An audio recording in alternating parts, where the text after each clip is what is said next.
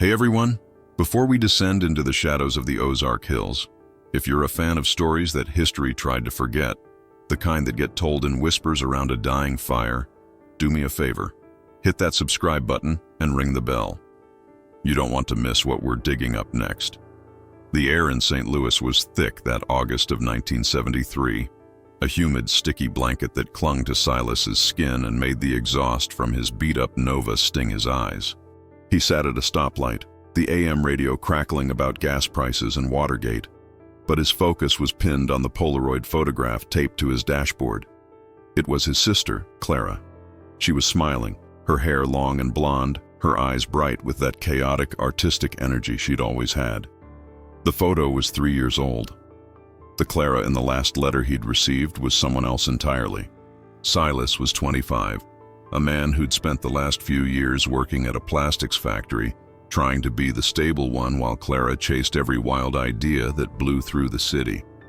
She'd fallen in with a bad crowd, the kind that mistook heroin for philosophy. When she announced she was leaving to join a women's agricultural collective in the Ozarks to get clean, Silas had been relieved. He'd driven her to the bus station himself, slipping her a $50 bill she'd promised to return. Her first few letters were positive. They were growing their own food. They were living in harmony. The place was called the Convent of the Silent Light. Silas, a man of lapsed faith, found the name pretentious but harmless. Hippies playing dress-up.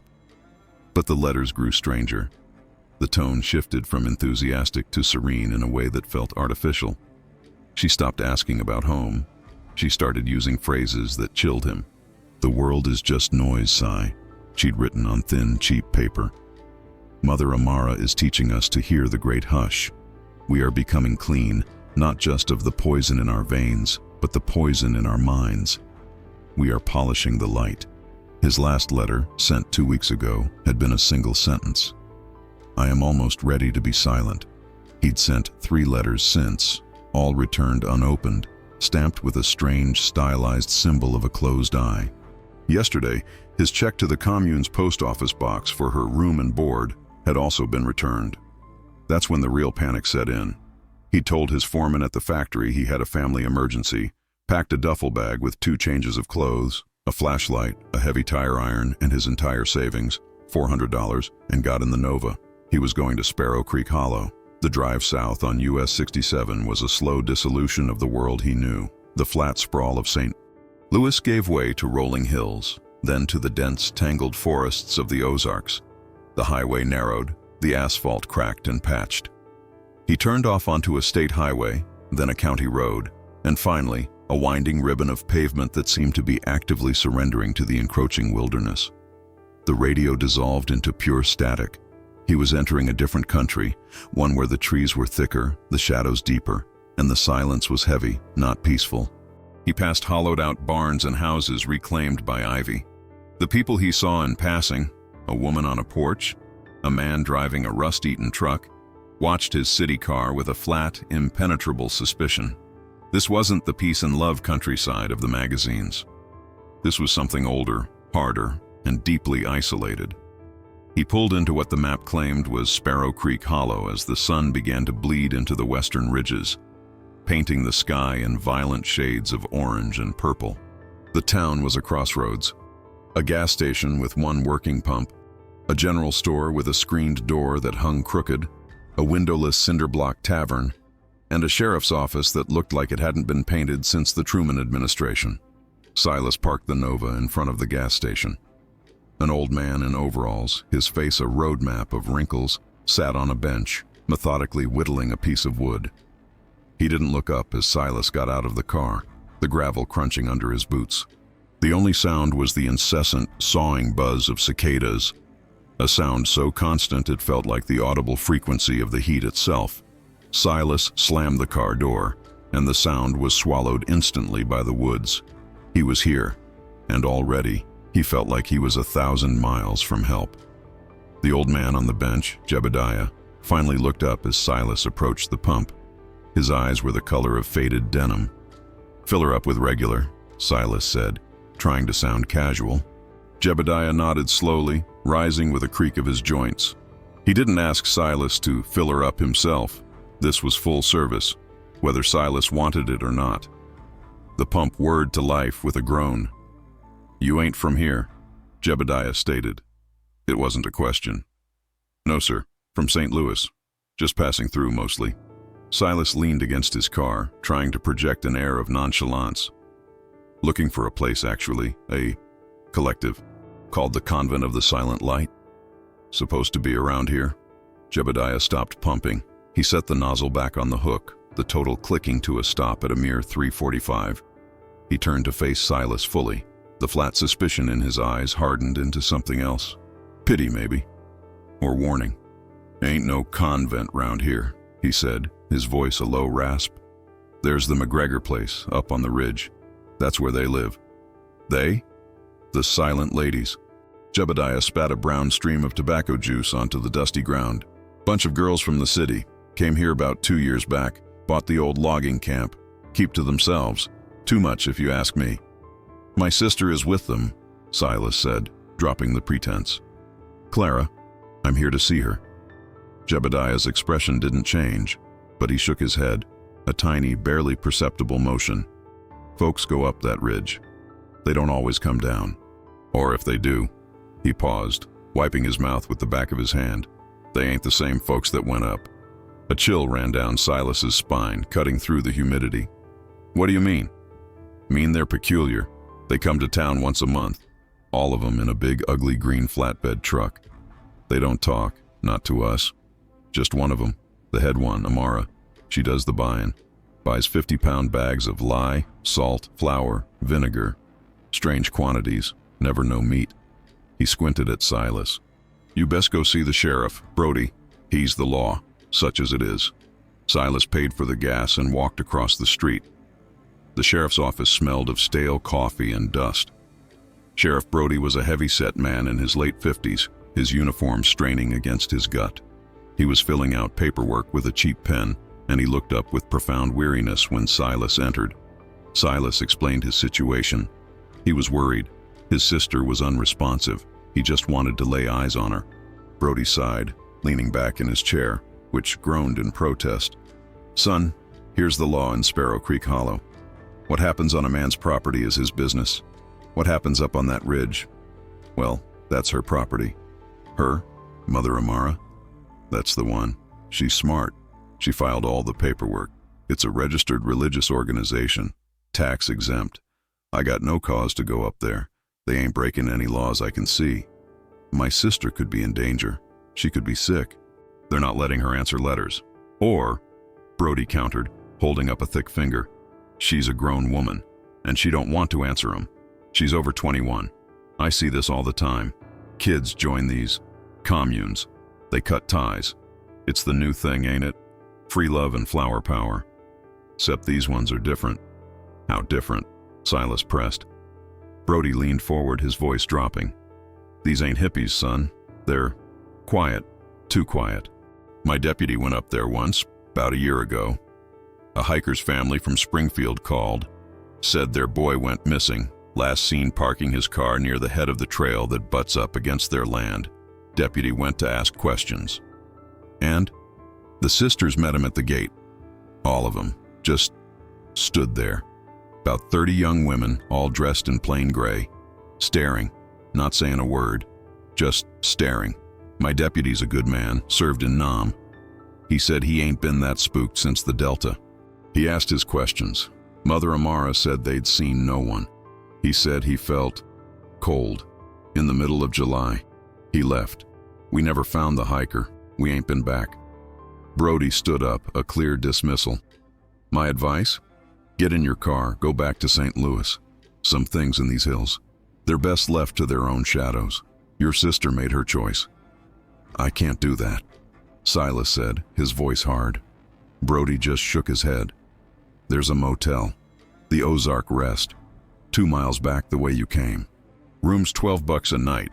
Don't go up that ridge after dark. Just don't." Silas left the office, the cicadas' buzz seeming to mock him. The town was a dead end. The law was a dead end. Jebediah's words echoed in his head. They ain't the same folks that went up.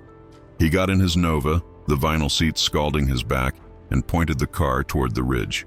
He wasn't waiting for dark. The road to the old McGregor logging camp wasn't on any map. It was a rutted dirt track that peeled off from a county road, marked only by a faded "No Trespassing" sign riddled with buckshot. The Nova bounced and scraped over rocks, the forest canopy closing in overhead, plunging the road into a premature twilight. The air grew cooler, damper. It smelled of pine and wet earth. After 15 minutes of agonizingly slow driving, Silas saw it. It wasn't a convent. It was a fortress. A fence, at least 10 feet high, had been constructed from sharpened logs, old corrugated tin, and lengths of rusted barbed wire.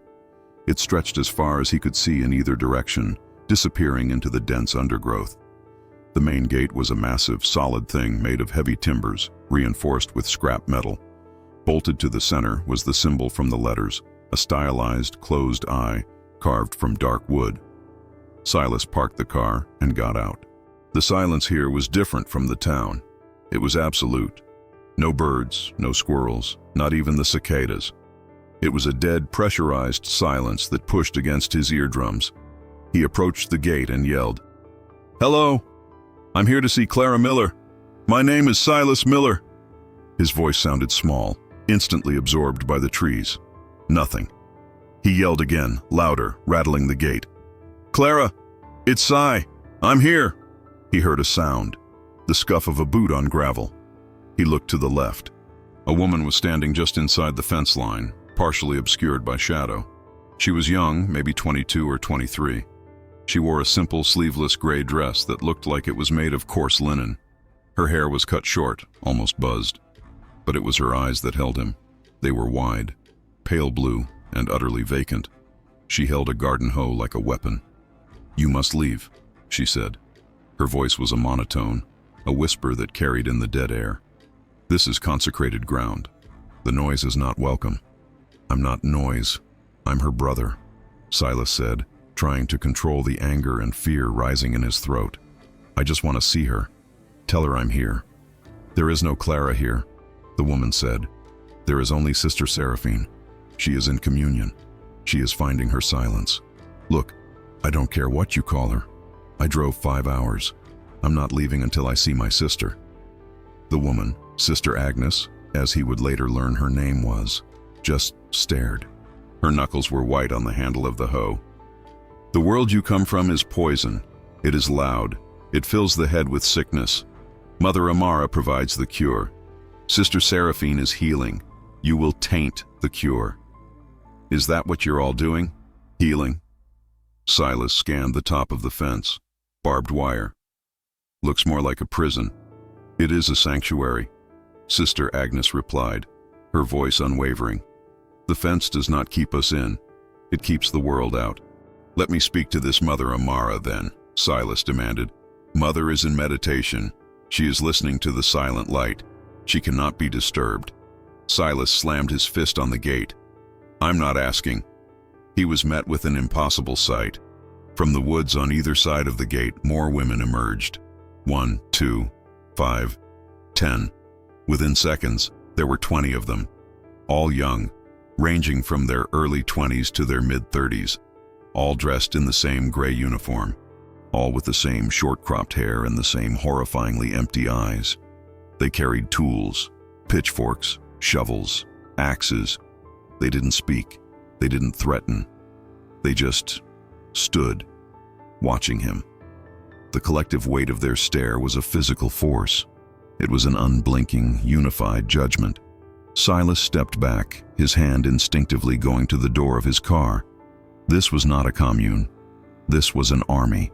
"You will leave now," Sister Agnes said. It was not a request. "Do not return. The light is purifying this ridge, and it will burn away all that is loud." Silas got in the Nova. His hands were shaking. He fumbled with the keys, the engine turning over with a desperate roar. He threw the car into reverse, spitting gravel, and backed down the logging road, his eyes fixed on the rearview mirror.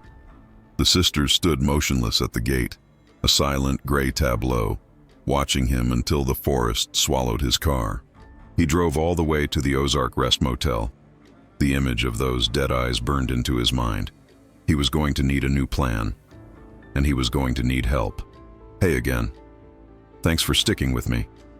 If you're enjoying this dive into the forgotten corners of the Ozarks, and you want to support the channel, the easiest way is to hit that like button and subscribe.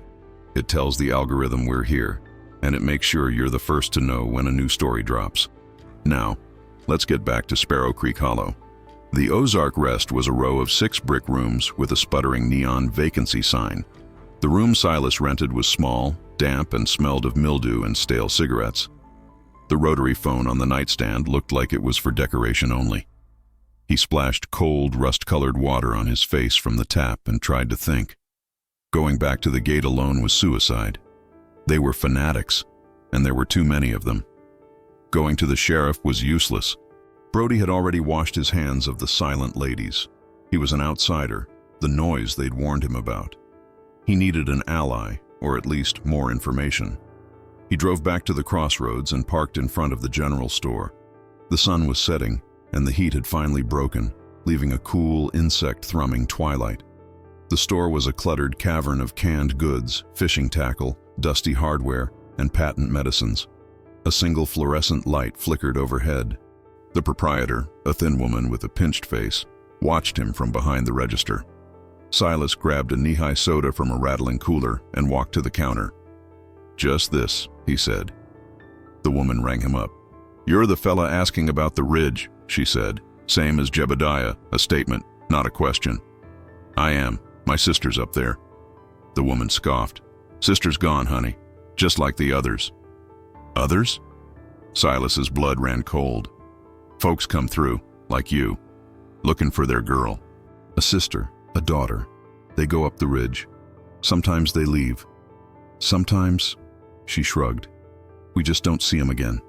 None of our business." "How can it not be your business?" Silas asked, his voice rising. "This is Sparrow Creek," the woman said, bagging his soda with a snap. "We've been here since the Trail of Tears. We've seen zealots and snake handlers, moonshiners and revenuers. They all burn out eventually. We just keep our heads down till they do. Those girls, they're bad business. They're wrong." "Wrong how?" Before she could answer, the screen door slapped open and Jebediah, the old man from the gas station, walked in. He nodded at Silas and went to the back, grabbing a small bag of chewing tobacco. He came to the counter and paid. "Still here, city boy?" Jebediah asked. "I'm not leaving without Clara," Silas said. Jebediah studied him for a long moment, then looked at the proprietor. "Mabel, give him one of them county maps." "The old surveying one?" Mabel raised an eyebrow but pulled a rolled, yellowed map from under the counter. 25 cents. Silas paid. He and Jebediah walked outside onto the porch as full darkness fell. The old man sat on the bench. "You're a fool," Jebediah said, not unkindly. "But you got that stubborn look, like my old mule before he'd kick. Tell me what you know, Jebediah, please." Jebediah bit off a piece of tobacco and chewed, thinking, "I told you they was peculiar, but it ain't just that. It's the land." He unrolled the map on his knee. "This here's the town. This here's the ridge. The old McGregor camp." He pointed with a gnarled finger. "I hunted these woods my whole life. My daddy hunted them before me. There's places up there. They're hollow." "Hollow? Caves, sinkholes. The whole ridge is like rotten wood." McGregor knew it. He built his camp there because one of the main caves had a spring. But he sealed most of them up. Said the air was bad. Said it made the men strange, hear things. Silas looked at the map. It showed the property line of the camp. "You said you hear a humming. On still nights, when the air's just right, it ain't a machine. It's low, comes from the ground. Used to be, you'd hear animals up there, deer, turkeys. Not since the sisters came. Now it's just quiet, like they put a blanket over the whole ridge. A dead blanket." He tapped the map again. "And then there's the deliveries. Lye, vinegar. I told you. What's a bunch of farmer girls need with 50 pounds of lye every month?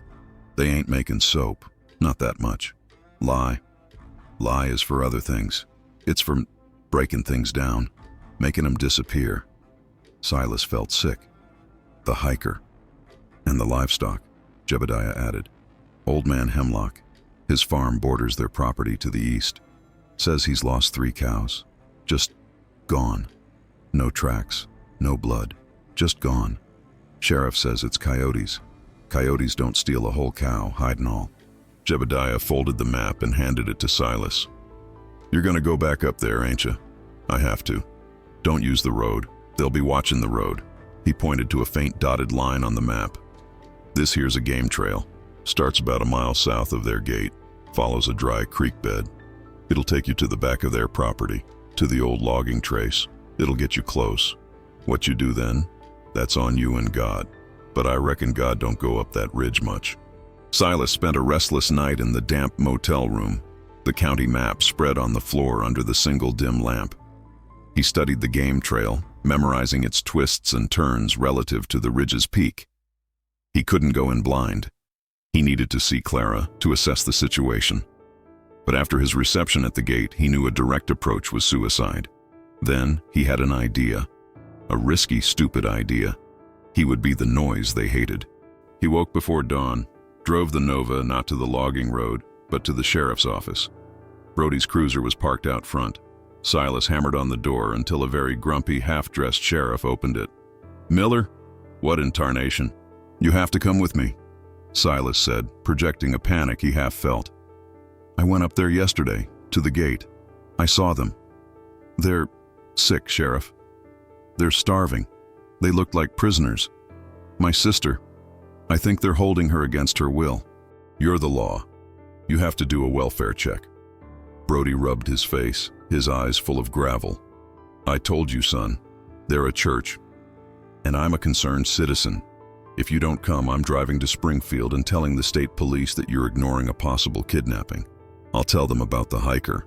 I'll make so much noise this whole town will be on the evening news. Silas saw the calculation in Brody's eyes. The sheriff hated the sisters, but he hated the idea of state troopers and reporters in his county even more. Fine, Brody growled. Fine, get in your car, follow me, but we do this my way. We ask, we look, we leave. You pull one fast move, Miller. I'm arresting you.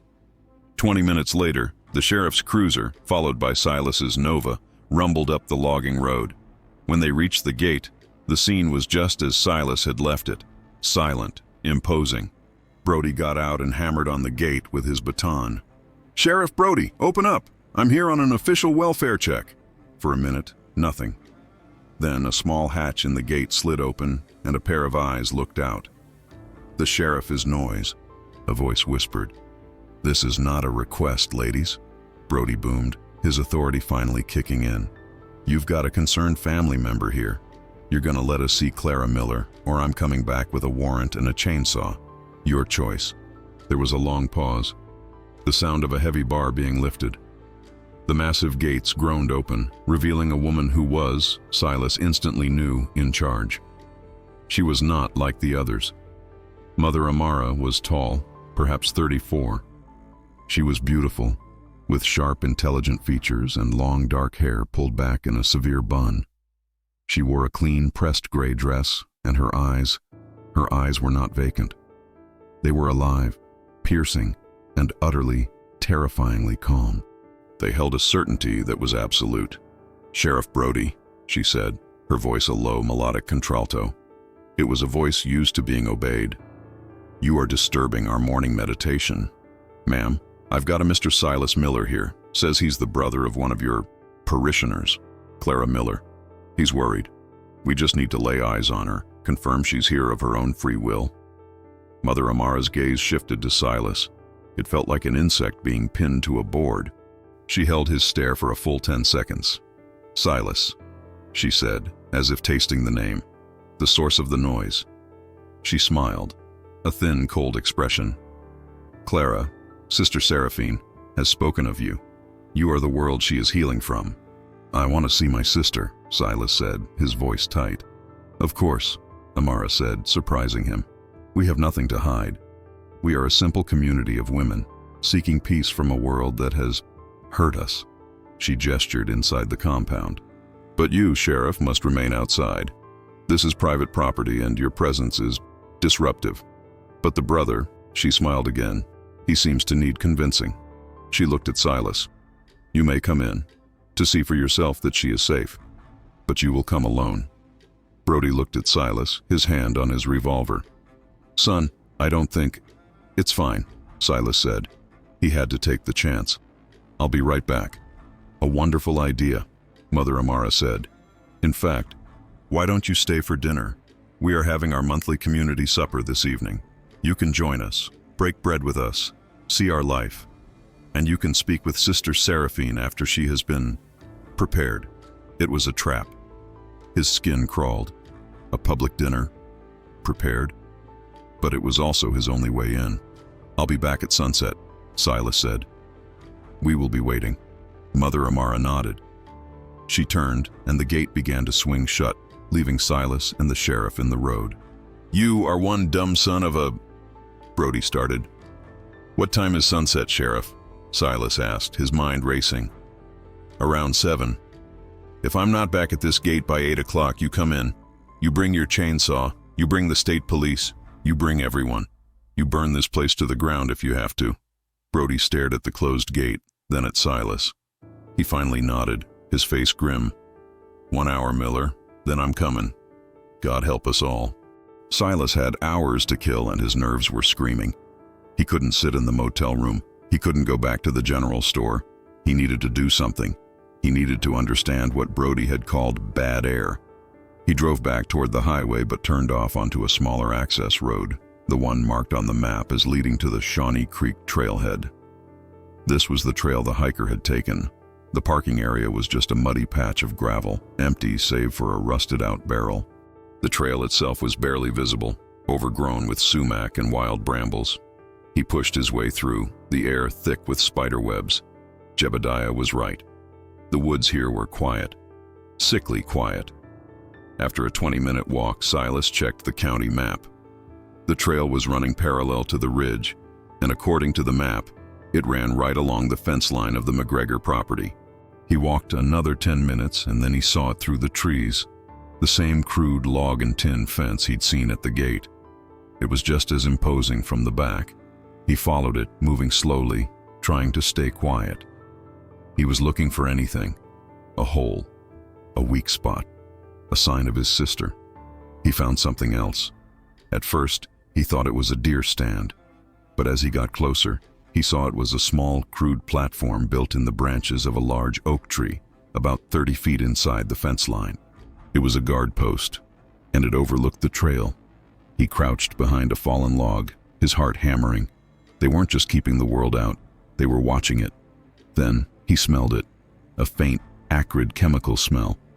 It was like bleach, but sharper, more organic. It was the lye.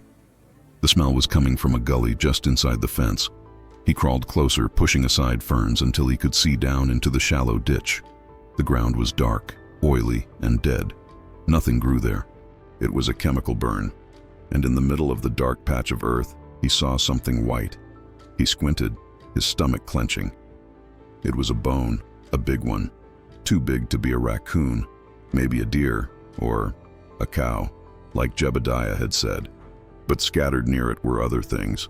A metal button, the kind from a pair of jeans, a shred of blue nylon, like from a backpack, and the sole of a hiking boot.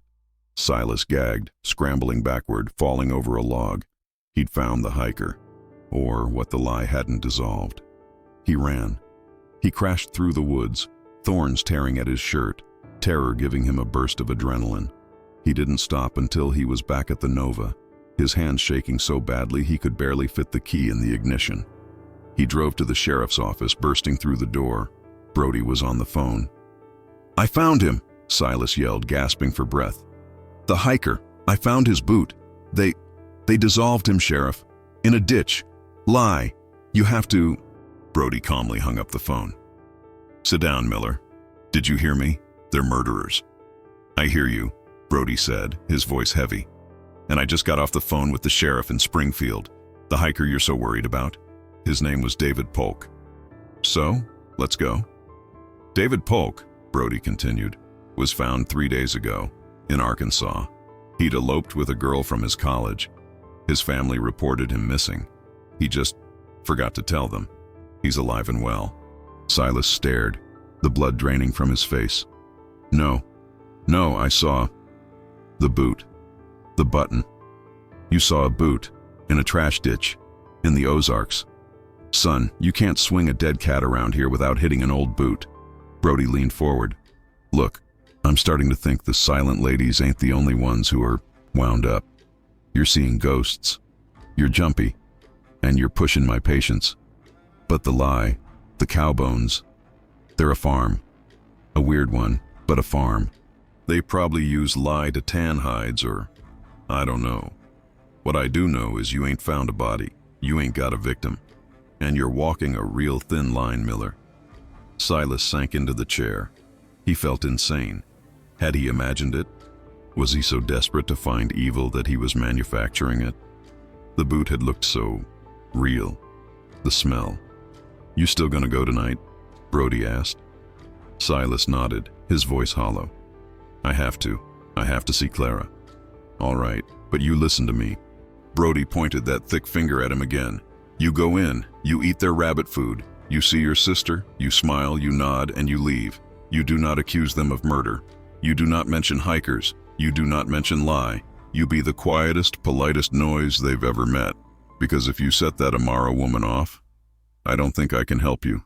And I don't think I'll find so much as a boot sole of you either. You understand? Silas understood. He was completely, terrifyingly on his own. As the sun began to touch the ridge, painting the sky in bruises of purple and red, Silas drove the Nova back up the logging road. He'd swapped his torn, dirty t-shirt for a cleaner flannel. He'd left the tire iron in the car. As Brody said, he had to be the guest. The gates were opened for him before he even knocked. Mother Amara stood there, flanked by two other sisters. She was, again, disturbingly beautiful. Silas, you are prompt, she said, her voice like velvet. We welcome you to our home. Please, leave your vehicle. You will not need it. He stepped inside. The gates closed behind him with a heavy final thud. The compound was larger than he'd expected. It was a collection of about a dozen simple, well-kept cabins, all built from logs. A larger, central building looked like a mess hall or chapel. The ground was swept clean. There were large, immaculate vegetable gardens. It looked peaceful, normal. But the atmosphere was all wrong. The 20 or 30 women he saw, all in their gray dresses, moved with a silent, synchronized purpose. They didn't chat. They didn't laugh. They glided from task to task, tending the gardens, carrying water, chopping wood, all with that same placid, empty expression he'd seen on Sister Agnes. It was the unsettling precision of a beehive. You see? We are industrious, Mother Amara said, guiding him with a light hand on his back. We have built this sanctuary with our own hands. We have turned away from the sickness of the world, from the chemicals and the chaos. We live by the light. It's clean, Silas managed. Cleanliness is the first step to silence, she replied. To purify the body is to purify the mind. She led him into the main hall. It was a long room with crude wooden tables. A simple stew was being served, vegetables and broth. It smelled of rosemary and something else, something faintly medicinal. Please, sit, Amara said, indicating a spot at her own table. Silas sat. The sisters filed in, taking their places with no sound. They ate in complete silence. The only noise was the scraping of wooden spoons against wooden bowls. Silas ate. The stew was bland but hot. The medicinal taste was time, he decided. Just time. He scanned the faces. They were all so young. 22, 28, 30. They were women who should be in college, starting careers, falling in love. Instead, they were here, their eyes fixated on their bowls, their faces scrubbed of all personality. And then he saw her. She was sitting at the far table. Her blonde hair was gone, replaced by the same short, severe cut as the others. She was pale, thinner than he'd ever seen her, her cheekbones sharp angles under her skin. But it was Clara. Clara, he breathed. She didn't look up. Clara, he said, louder, standing. The room went still. Every sister stopped eating. Every dead eye in the room turned to him. Mother Amara placed a calm hand on his arm. "Her name is Sister Seraphine," Amara said gently. "She is in the final stages of her purification. She does not respond to the old noise of her past life." "She's my sister," Silas insisted, walking toward her. He knelt by her table. "Clara, it's me. It's Si." Clara slowly lifted her head. Her eyes met his, and there was nothing. No recognition, no spark, no art, no chaos. It was like looking into the eyes of a beautiful, handcrafted doll. "The light is quiet," Clara whispered, her voice a dry rasp. "The noise hurts. Mother makes the noise stop. Clara, what has she done to you? What are they giving you?" He gripped her arm. It was rail thin. "He is loud," Clara said, not to Silas but to the room. She looked at Amara, a flicker of something, panic, in her eyes. "Mother, he's too loud. He'll spoil the silence." "It's all right, Seraphine," Amara said, approaching. "He is from the world. He doesn't understand the gift you are being given." Silas stood, turning on Amara. "The gift? Look at her. She's drugged. She's starving." "She is clean," Amara countered, her voice losing its velvet and gaining an edge of steel. "She came to us a broken, poisoned thing, a slave to the needle, the toxins of your world. We have spent a year, a long, difficult year, leaching that poison. What you see is purity. What you call personality was just the sickness. We are saving her." "This isn't saving her. This is erasing her." "Precisely," Mother Amara said, her smile returning. It was a terrifying, ecstatic smile. "You cannot find the silent light until the you is gone. The you is the noise. The you is the sin." Two sisters gently took Clara by the arms and lifted her. She went with them, placid and unresisting. "Where are you taking her?" Silas demanded.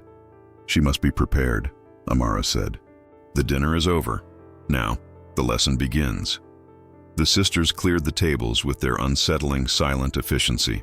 Mother Amara led Silas to the front of the room, where a simple wooden chair was placed, facing a raised platform.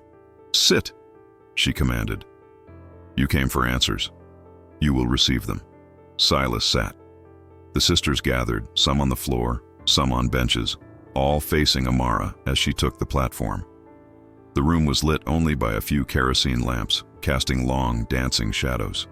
"We are," Amara began, her voice filling the room, "the daughters of the hush.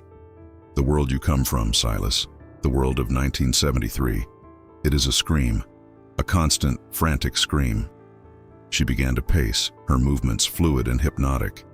"They scream at you from televisions. They scream at you from radios. War, politics, greed, lust. They have weaponized noise. It is a virus that infects the mind, makes you crave, makes you hate, makes you feel. And feeling," she spat the word, "is the root of all suffering." Silas watched, horrified. This was no simple hippie. This was a true cold-blooded fanatic. "I was like you once," she said, her eyes finding his. "I was a student in Chicago. I saw what the noise did. I saw it make men beat each other in the streets. I saw it drive women to madness. I searched for an answer. I searched in the church. I searched in books. And then I found this." She held up her hands. "I found the silence. Not just the absence of sound, but the absence of self. The great hush. The divine frequency that exists beneath the world's scream. And I found that this ridge, this ancient hollow earth, is an amplifier. It hums with the silent light." A few of the sisters began to rock, their eyes closed. "We came here to be clean. We took vows, not of poverty or chastity, but of silence. We are learning to unbecome, to erase the scribbles of our past lives. Sister Seraphine, your Clara is our greatest success. She was the most loud. Her veins were full of the world's poison. And now, she is almost perfectly, beautifully quiet." "What you're doing is brainwashing," Silas said, his voice low. "I am liberating," Amara countered, her voice rising in zealous passion. "I am freeing them from the prison of I, the prison of want, the prison of memory. Don't you see? history, the books you read. It's just a record of the loudest, most painful noise. We are writing a new book, a blank one, an empty page of pure divine peace. And the hiker, the cows, are they part of your peace? The room went deathly still. Amara's smile vanished. The light purifies all it touches, she said, her voice dropping to an icy whisper. The hush abhors impurity. When a noise becomes too loud, too close, it must be silenced, permanently. The earth here is hungry. It helps us. The lie, the vinegar, they are cleansing agents. They return the noise to the earth, quietly. Silas stood up. He'd heard enough. You're a monster. I am a surgeon, Amara corrected him. And your sister. She is ready for her final procedure. The great sacrament. She will be the first of us to become perfectly, eternally silent, and we will all follow her. Tonight, Silas's blood turned to ice. What? What does that mean? It means, Silas, she said, nodding to the two sisters at the door, that your timing is impeccable. You came to see your sister, and you will. You will be our honored guest for the sacrament. The two sisters at the door, strong, broad-shouldered women, stepped in front of it. They were holding not pitchforks, but heavy wooden clubs. You're not leaving, Amara said. Your noise is too strong. You've tainted the compound. But don't worry, you won't be a problem for long. We're very, very good at making things quiet. Panic flared in Silas's chest, cold and sharp. He was trapped. He looked at the two women at the door, then at Amara. There were 30 of them. He was one. He had to think. You're right, Silas said, forcing a calm he didn't feel. I was wrong. The world is loud. I see her. Clara. She's at peace. I want to see it. The sacrament. I want to understand. Amara studied him, her head tilted. She was a predator sensing a trap, or sensing weakness. You are a fast convert, Silas. I don't trust it. Your noise is a lie. It's not a lie, Silas said, putting desperation in his voice. I saw her eyes. She's not my sister anymore, but she's happy, or blank. I don't know. I'm tired of fighting. I'm tired of St. Louis. I'm just tired. Please, let me watch. Let me learn. He held his breath. Amara stared at him for a long, agonizing moment. Very well, she said, a calculating look in her eye.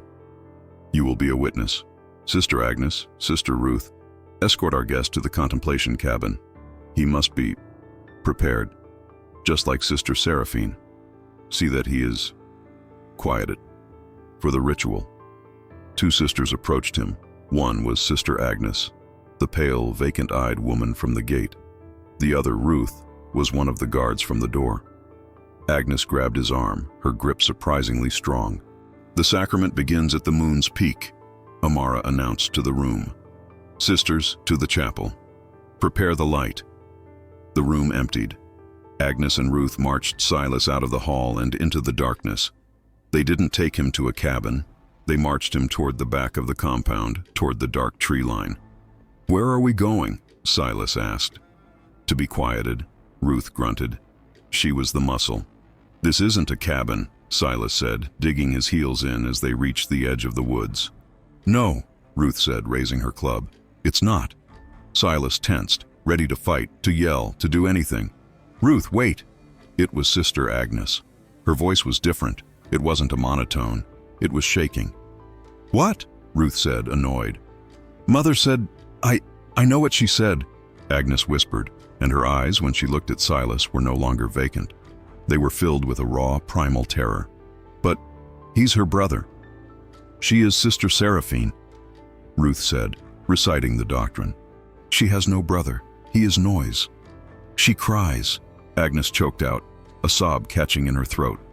At night, when Mother isn't there, she whispers his name. See, she's still in there, and what Amara is going to do to her, it's not silence. It's the end. Ruth's face hardened. You are speaking the noise, Agnes. You are unclean. She turned her club toward Agnes. You need to be... Silas didn't wait. He lunged, not at Ruth, but at Agnes, shoving her hard to the ground. Run! He screamed, The action was so unexpected it bought him a second. Ruth, startled, swung the club, but Silas was already low, driving his shoulder into her stomach.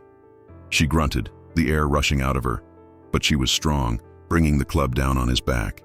Pain exploded across his shoulders, but he was fueled by adrenaline. He grabbed her arm, bit her wrist, and she screamed, a real human sound of pain. She dropped the club. Silas grabbed it. "Run, Agnes! Get out!" Agnes just stared, paralyzed by fear. "Damn it, move!" He grabbed her hand and pulled her. They plunged into the darkness of the woods, crashing through the undergrowth. Behind them, he heard Ruth shouting, "The noise is loose! To the fence! The noise is loose!" "This way," Agnes whispered, seeming to come to her senses. She pulled him, not toward the front gate, but deeper into the woods, toward the gully he'd seen earlier. "They'll catch us," Silas panted. "No, they won't follow us here," Agnes said. "Why not?" Agnes stopped at the edge of a dark, gaping hole in the ground, half hidden by ferns. It was a sinkhole. The air coming from it was cold. "Because this is where the bad noise goes," she whispered, her teeth chattering. "This is where they put the hiker. This is the way to the tunnels, the place below the chapel, where they're taking Clara." Silas stared into the black maw of the sinkhole. "You're insane. We can't go down there." "We have to," Agnes insisted, pulling him. "It's the only way. The whole compound. It's built on top of the old caves. Amara calls the chapel the heart of the hush. It's built directly over the main cavern. That's where they do the sacrament. The tunnels are the only way in. They'll be watching every door." From the compound, they could hear yelling. Shouts. The first real noise Silas had heard from the sisters. They were organized. They were fanning out. "Fine," Silas said, grabbing the club. "You first. I'm right behind you." Agnes took a deep breath, crossed herself, an old forgotten gesture, and slid into the hole. Silas followed, the loose dirt and rock giving way under his boots. They slid more than climbed, tumbling about 15 feet down a steep embankment, landing on a floor of damp, cold stone. It was pitch black. The air was heavy, smelling of mildew, wet rock, and that same faint chemical tang. Silas fumbled in his pocket. His hands were shaking, but he found it, his Zippo lighter. He sparked it to life.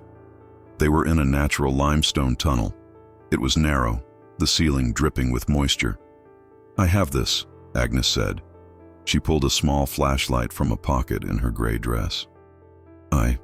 I've been hiding it for weeks." She clicked it on. The beam was weak, but it was better than the lighter. "You were planning to leave," Silas realized. I wanted to," she whispered, tears tracking through the dirt on her face. "I came here from Kansas City. I was lost, like Clara, Amara." She made sense at first. The world was so loud, but the silence, it got darker. It started with animals that disturbed her meditation. Then the hiker. He stumbled into the compound. He was just lost. He was so loud, so scared. Amara said he had to be cleansed. I watched. I helped. I helped carry the lie. She broke down, a racking, silent sob. Silas grabbed her. "Hey, stop. We don't have time. Which way?" Agnes wiped her face, the trained placidity returning for a moment, a mask to hide the terror. "This way. We have to be so quiet. Amara, says she can hear us in the stone." They moved, Agnes leading the way with the weak flashlight. The tunnel was a maze. It twisted and turned, sometimes opening into small chambers, sometimes narrowing so much they had to turn sideways. The humming Jebediah had mentioned was real. It wasn't a sound, Silas realized, but a vibration. It came up through the soles of his boots, a low subsonic frequency that seemed to rattle his teeth. "What is that?" he whispered. "The light," Agnes breathed. "Amara says it's the sound of the Earth's core, the great hush. But I think it's just the caves, the wind. It makes you sick. It makes you see things. That's why the loggers left." The tunnel began to change. The natural limestone walls gave way to sections of cut rock, reinforced with old rotting timbers. The logging camp, Silas said. They used the caves for storage. A spring house, Agnes confirmed. But Amara, she made us dig, deeper, connect the old tunnels. The smell was getting stronger. Lye and something else, something metallic, like old pennies. Blood. Agnes stopped, her hand flying to her mouth. The flashlight beam was playing over something in a small side cavern. What is it? Silas asked, pushing past her. He wished he hadn't. Silas raised his Zippo lighter, the small flame adding to the flashlight's glow. The side cavern was not for storage. It was a museum. It was the hiker's noise. Neatly arranged on a flat stone shelf were the contents of a man's life. A red nylon backpack, a small camp stove, a water bottle, a wallet emptied of cash, the driver's license. David Polk, it read, a cruel twist of Brody's mistake. Facing up, a paperback book, its cover warped by the damp, a pair of glasses, and on the floor, in a neat pile, were the clothes. The jeans with the button he'd seen, the flannel shirt, and the boots. Both of them. This isn't David Polk, Silas whispered. Brody had been wrong, or there had been another hiker. His name was Thomas, Agnes wept. He was from Springfield. He just wanted to take pictures. He whistled. Amara, she hates whistling. Silas felt a volcanic rage build in his chest, so hot it almost choked the fear. She's not just ending them. She's curating them, erasing them. She keeps the noise, Agnes whispered. She says we study it to understand the sickness. She cleansed the rest of him, in the gully. But this is his imprint, his stain. She says we have to guard it, lest it return. Silas finished. He felt like he was going to be sick. He turned away from the gruesome display. The chapel, where is it? Agnes pointed deeper into the tunnel. We're close. We're right under it. They continued, the passage sloping steeply downward. The air grew colder, the humming vibration more intense. It was no longer a background sensation. It was an oppressive weight, a physical presence in the dark. It made his skull ache. They came to a section of the tunnel that was clearly man-made. The walls were crude brick, slick with slime. The old spring house, Agnes said. The chapel is just above us, but the sacrament room, it's just ahead. She clicked off the flashlight. From here, no light and no sound. She will hear us. They crept forward in total blackness, Silas holding onto the back of Agnes's dress. He could hear his own heartbeat, a frantic drum against the backdrop of the deep, pervasive hum. Then he saw it, a faint, flickering light ahead, orange and yellow, kerosene lamps, or candles. And he heard a sound, a voice. It was Mother Amara. She was speaking, not her calm, melodic speech, but a rhythmic, escalating chant. It was a language he didn't recognize, harsh and guttural. We are at the threshold, Agnes whispered, her voice barely audible. The oubliette, the place where the noise is released. She pulled him into a small alcove just feet from the entrance to a large central cavern. Silas peered around the edge of the stone. His blood turned to ice water. He'd been expecting a nightmare. He had not been prepared for this. The cavern was huge, the ceiling lost in the shadows above. It was the source of the hum. The very air vibrated. Kerosene lamps lined the walls, casting a sickly yellow glow. This was Amara's chapel, but it was not a place of worship. It was a place of uncreation. The walls were not lined with icons or pews. They were lined with shelves, hundreds of shelves cut into the rock. And on the shelves, Silas squinted, his mind refusing to process what he was seeing. It wasn't just the hikers' things. It was everyone's. There were thousands of objects, all meticulously categorized. A shelf of dolls, a shelf of transistor radios, a shelf of musical instruments, a guitar, a violin, 3 flutes, shelves of books, their spines broken, shelves of jewelry, necklaces and rings hanging from wooden pegs, shelves of photographs, their faces staring blankly into the cavern. It was an ossuary, not of bones, but of personalities. It was the noise of every woman in the compound, Everything that had made them who they were, stolen and displayed like a serial killer's trophies. This was their vow of silence, a total stripping of identity. My God, Silas breathed. She emptied them. We brought them as an offering, Agnes whispered, her own eyes wide with a remembered horror. The day we took our vow, we had to give her our noise. She said she would keep it silent for us. Silas scanned the shelves. He saw a small paint-spattered box, Clara's watercolors. He saw a worn copy of The Catcher in the Rye that he'd given her. He saw the silver locket their grandmother had left her. They were all here, all the pieces of his sister. But the centerpiece of the room was what held his gaze. In the center of the cavern, on a raised stone platform, was a slab of rock that looked chillingly like an altar. And standing before it was Mother Amara. She was no longer in her simple gray dress. She wore a robe of stark, clean white.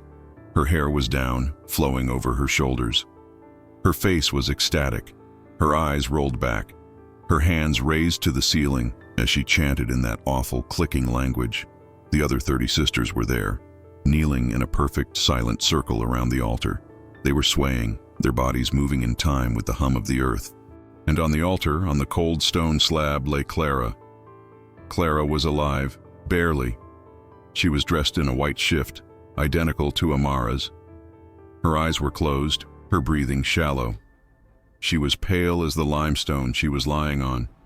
She was utterly still. "What are they doing?" Silas hissed at Agnes. "The sacrament," Agnes whimpered. "The final silencing. She's been preparing Clara for a month. Fasting, meditations, and the tea.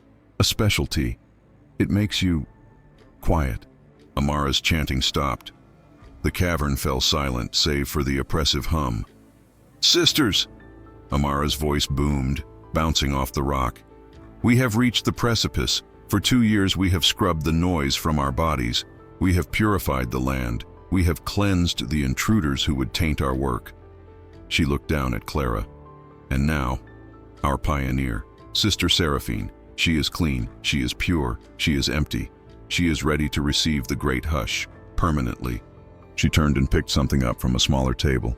It was a silver tool. Silas couldn't make it out at first. It looked like a medical instrument. Long, thin, sharp. An ice pick. No, worse. It was a stylized, handcrafted transorbital leucotomy, a lobotomy pick. "Oh God." Silas gagged. No. She believes the noise lives in the front of the brain." Agnes was shaking so hard she could barely speak. She read it in an old medical book. She says she will release the pressure. She's going to destroy her, Silas said, the rage finally burning away the fear. And then, Agnes's voice was a death rattle. The final communion, the final tea, for all of us, to follow Clara into the light. On the table next to the silver pick was a large earthenware jug and 30 small wooden cups. A mass ending. A final silent exit. Mother Amara picked up the silver instrument. She stroked Clara's forehead. "You will be the first, my child," Amara whispered, her voice tender. "The first to be truly free. The first to be perfectly, beautifully silent." She placed the point of the pick at the corner of Clara's eye, just under the eyelid. She raised a small wooden mallet. Silas screamed, "No!" The sound was a bomb detonating in the pristine silence. It was raw, human, and full of noise. Every sister flinched as if struck. Their heads snapped toward the entrance. Mother Amara froze, her hand trembling, the mallet held high. Her face, a mask of ecstatic peace, cracked, revealing a pit of seething, inhuman rage. "You!" she shrieked, her voice no longer melodic, but a raw, grating sound. "You! Loud! Filth! Get away from her!" Silas roared, bursting from the alcove, swinging the wooden club. The effect was electric.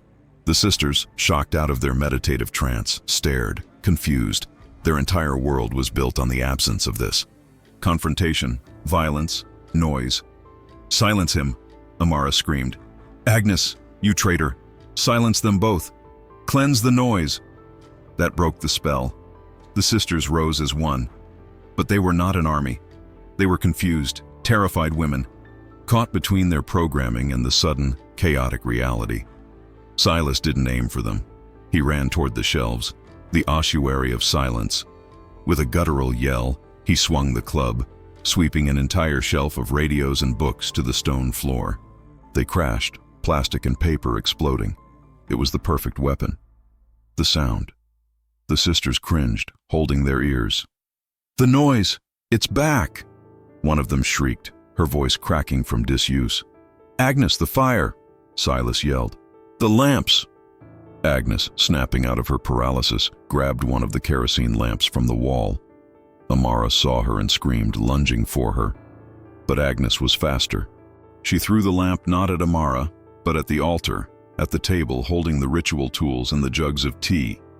Oiled linen and dry paper logs, stacked for some other purpose, went up instantly. A wall of flame shot up, illuminating the cavern in a horrific dancing orange light. "No, the light!" Amara screamed, beating at the flames with her white robes. Chaos. The sisters scattered.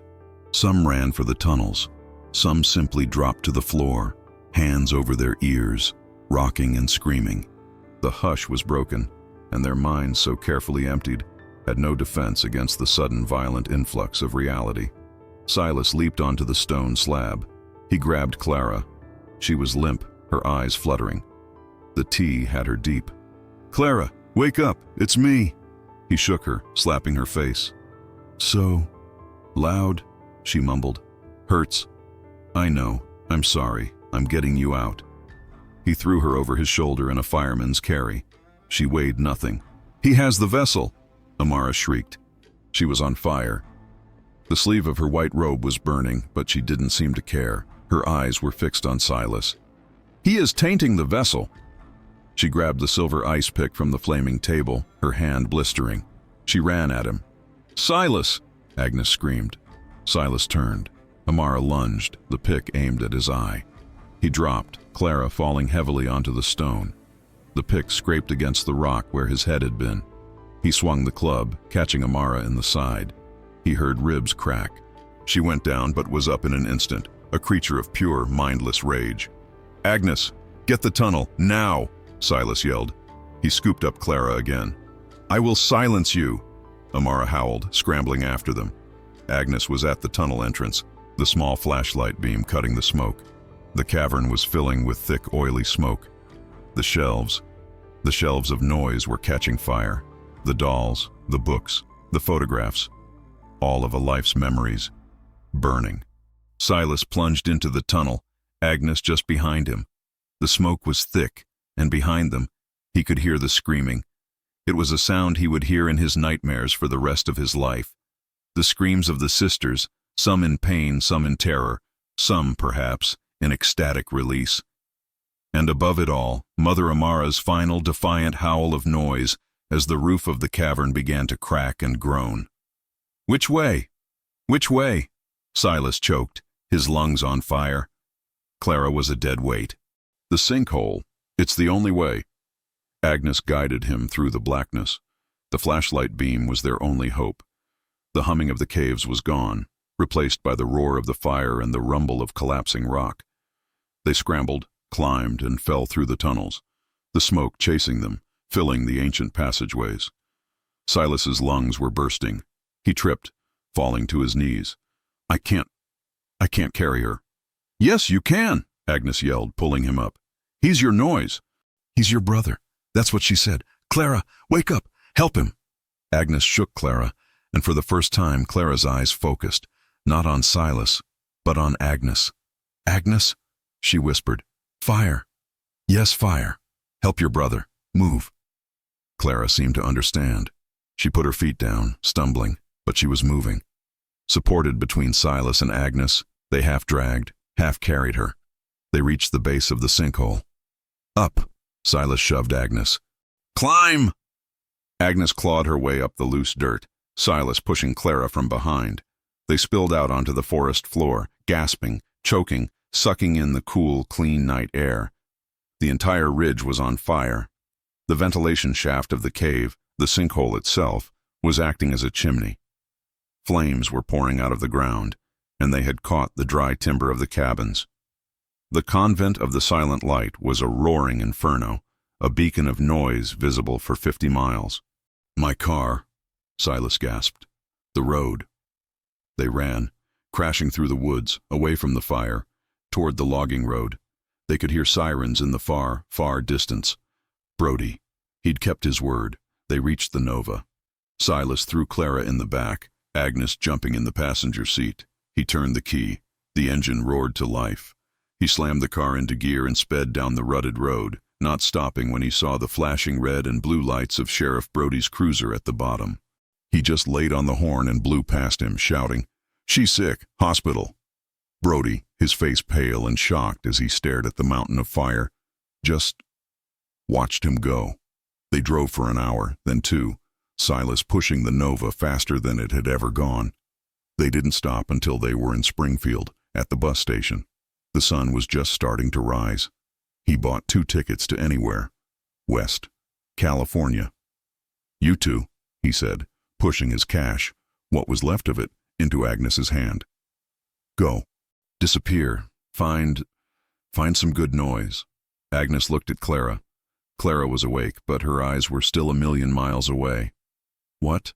What about you?" Agnes asked. "I'm going back," Silas said. I have to make sure the fire finished it." Agnes nodded. She took Clara's hand. "Thank you, Silas, for being so loud." He watched them get on the bus. He never saw Agnes again. Silas drove back to Sparrow Creek Hollow. The town was buzzing. State police, fire trucks, reporters. The official story was already forming. A tragic fire at a reclusive religious commune. A gas lamp, maybe. A faulty stove. They found remains. Charred. But the intensity of the fire, fueled by the caves and the chemicals, had left little to identify. They'd never find them all. They'd never know how many. Sheriff Brody saw Silas sitting in his car, watching the circus. He walked over. "Heard you took your sister to the hospital in Springfield," Brody said, his voice flat. "That's right," Silas lied. She was pretty sick. She'll be okay." "Good." Brody looked up at the smoking ridge. "Terrible thing. Tragic." "Yeah," Silas said. "Tragic." Brody leaned in the window.